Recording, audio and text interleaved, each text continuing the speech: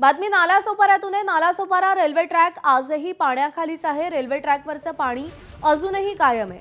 वसई ते चर्चगेट लोकल सेवा 25 ते 30 मिनिटं उशिरानं सुरू आहे। नालासोपाऱ्यातल्या रेल्वे ट्रॅकवर आजही पाणी आहे। पाण्याचा निचरा होत नाहीये। काल नालासोपाऱ्यामध्ये अनेक ठिकाणी पाणी साचलेलं होतं। रेल्वे रुळांवर देखील पाणी साचलेलं होतं।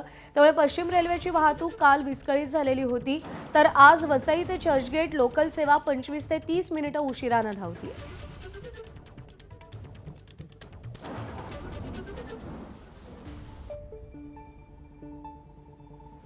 नालासोपारा रेल्वे स्थानकात साचलेल्या पाण्याचा पश्चिम रेल्वेच्या वाहतुकीला फटका बसताना आपण पाहतोय। 25 ते 30 मिनिटं वसई ते चर्चगेट लोकल ही उशिरानं सुरू आहे। पालघर जिल्ह्यातील नालासोपारा रेल्वे ट्रॅक आजही पाण्याखालीच आहे। ही दृश्य आपण पाहतोय। रेल्वे ट्रॅकवरती पाणी साचलेले आहे। त्या पाण्याचा निचरा होत नाहीये। नालासोपाऱ्यातली सकाळी 8 वाजताची ही दृश्य आहेत।